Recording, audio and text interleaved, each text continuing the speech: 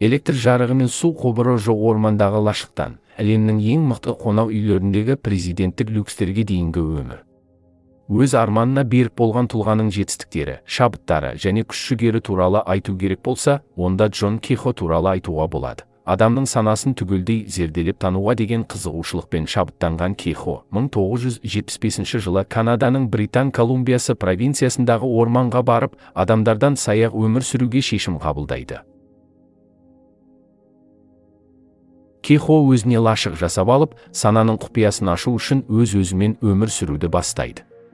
3 жыл бойы ол Фрейдтің, Юнганың, Эйнштейннің және сол замандағы өзге де новаторлық ойшылдарының әдістерін зерттеп, тәжірибелер жүргізеді. Ол сананың күшін пайдаланудың әдіс-тәсілдерін табу үшін кванттық физика жаңалықтарын терең психологиямен байланыстырып көреді. Дегенмен, қаншама уақыт өтсе де, бір күні түнде оның түп санасы оған дұрыс бағыт-бағдар берген кезде ғана оған сананың заңдылықтарын тануға жол ашылады. Осы 6 заңдылық ақыр аяғында сананың күш-қуатына қатысты жасаған жаттығуларына негіз болып қаланады. 1978 жылы ол сананың күші атты өзінің алғашқы тренингін ұсынады. Оның керемет әдіс-тәсілдері туралы жаңалықтар тез тарап, кейін оның семинарларына мыңдаған адамдар келе бастайды.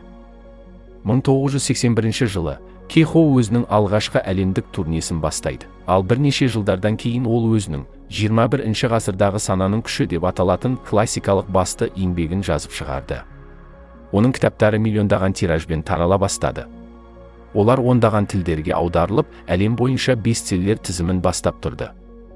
Талантты жазушы және оқытушы ретінде Кихоның күрделі концепцияларды жеңілдете алатын туа біткен қабілеті бар. Оның осыншама танымал болуының бір себебі де осы аталған қабілетінің арқасы еді. Үйретудегі оның өзіндік қызықты стилі барлығының көңілінен шықты. Оған қоса ол өз ілімін жеке өмірін мысалға алу арқылы үйретті. Ол, біз өз санамыздың күшін пайдаланған кезде, өзіміздің маңыздылығымызды батыл көрсете аламыз деді. Кихоның айтуынша маңыздылық барлығымызға тән қасиет. Қазір ол әйелі Сильвиямен бірге мұхит пен тауға қарап тұрған керемет үйде тұрып жатыр.